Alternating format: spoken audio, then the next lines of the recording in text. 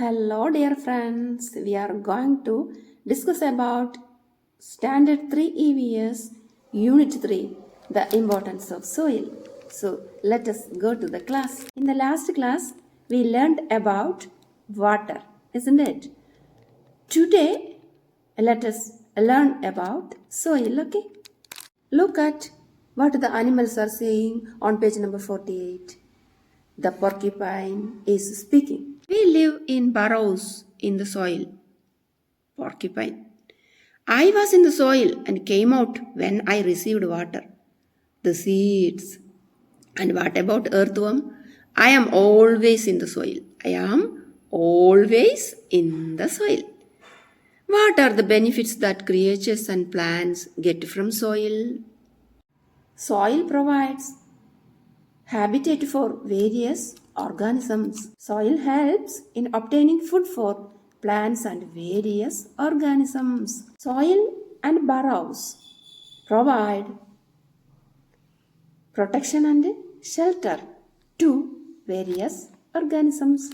Soil helps plants to grow and keep their roots strong. Soil helps in water purification and soil ensuring water availability. Dear friends, these are the benefits that creatures and plants get from soil. And how about us? How about us? How does soil benefit for humans? We the humans used soil for agriculture, for making utensils, used for growing plants and used for making handicraft items. You please write all these points on your EVS notebook, okay? You know, there are mainly 8 types of soil in Kerala. What are they? They are coastal soil, alluvial soil, black soil, laterite soil, red soil, mountain soil, lateral soil and forest soil. Coastal soil found in the coastal areas of Kerala and is less in nutrients. Alluvial soil found in riverside and plain areas and has rich nutrients. Okay. Black soil found in swampy areas. Laterite soil means mixed with gravel. Laterite soil is acidic in nature. What about red soil? Red soil found in the eastern part of Kerala and is loamy and sandy type. Mountain soil found in the mountainous areas of Kerala and is rich in nutrients. Lateral soil or black cotton soil found in the midlands of Kerala and is rich in nutrients. And what about forest soil? Found in the forest areas of Kerala and is rich in nutrients. These are the 8 types of soils in Kerala. We can also make shapes using soil. Look at page 48. On page number 48, you can see clay modeling. Have you seen the models created from clay? Let us try to make such models, okay? Organize an exhibition with the models that you created in your classroom. Page number 49. What are the features of the soil used to create shapes? Take page number 14 and you can see some questions there. What are the features of the soil used to create shapes?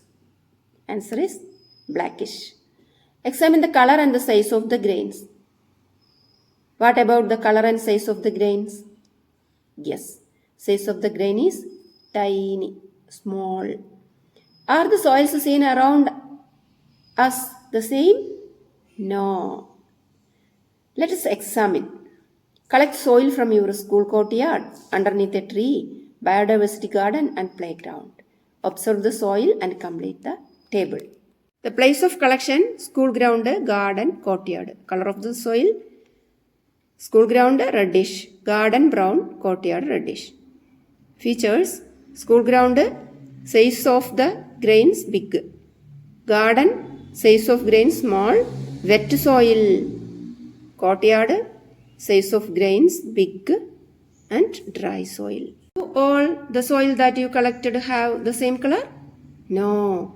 Are there differences in the size of grains? Yes. Write the findings in your EVS diary. Okay. Then the next, the story of the soil. Story of the soil. Friends, you know me, I am the soil. I am of different types. My nature is different in different places. There are lakhs of microorganisms and many other compounds in me. I became like this through thousands of years of continuous biological and non-biological process. Your page number 50. You have read the beginning of the story of the soil. Find out more information about the process through which the soil is formed.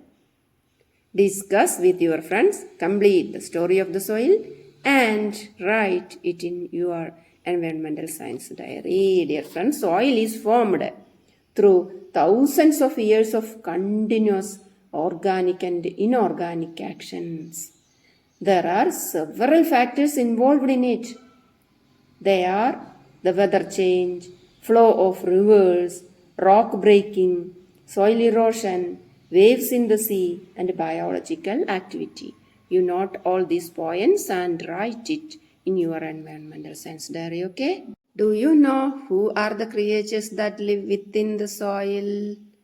Yes, earthworms, ants, beetles, centipedes, millipede, etc.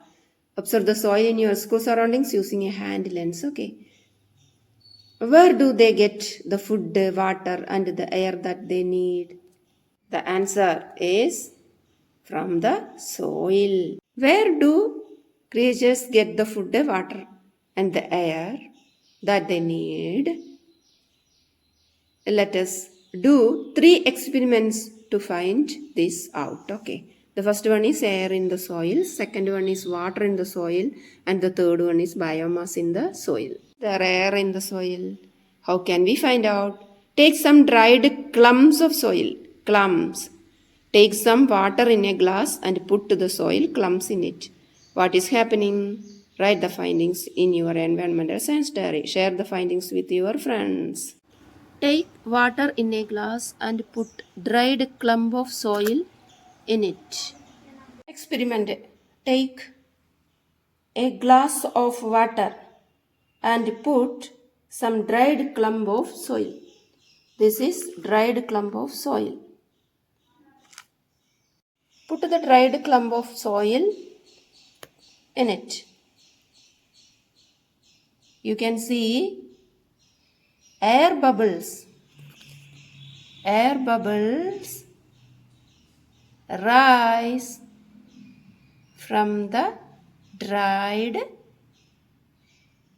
clump of soil. Air bubbles from the dried clumps rise above the water in the glass. That means soil contains air. You please do this experiment. Water in the soil. Are there traces of water in the soil? How can we find out? Collect the soil from the biodiversity garden. You please collect the soil from the biodiversity garden and place it inside a transparent bottle. Okay. Close the bottle and place it in sunlight. Examine it after 10 minutes. What changes did you find? What is seen on the sides of the bottle? Yes, water particles cling to the sides of the bottle. That means there is a presence of water in the soil. And the third one, biomass in the soil. Experiment, biomass in the soil. Fill half of a glass with the soil from the biodiversity garden. Pour water into this and mix well. What can you see? Prepare an experiment. Not. What is in? Yes, many objects including dust from dry leaves are seen floating in the water above the soil embedded in the glass. Biomass includes dried leaves, parts of stem, remains of creatures, etc. Plants grow abundantly in soil rich with more biomass. You can see it through this experiment. Soil with biomass is the food of earthworms. You please find out where is the soil with more biomass in your home surroundings. Okay. Page number 52. What a beautiful picture. Yeah. There are lakhs of creatures within and outside the soil. Plants grow by absorbing water and minerals from the soil. Creatures, including human beings, depend on the soil for many purposes. We can survive only by protecting the soil from pollution and preserving it from loss of fertility. Page number 54, you can see a concept map. Water and soil. You please fill. Components in the soil. What are the components in the soil? What are they? Yes, water, minerals and biomass. And about uses of water. Water is used to drink, to bath, for agriculture, etc. And what about creatures in the soil? Worms, earthworms, on lands, etc. And water sources are well, borewell, pond, etc. And the next question is, Kutan and his friends reached the riverside to play. They threw the sweet wrappers into the water. A fish from the river told them, the river is important to us, just as your home to you. Do you agree with this opinion? Yes, agreed. They are the home of fishes, isn't it? What should we do to protect the water sources?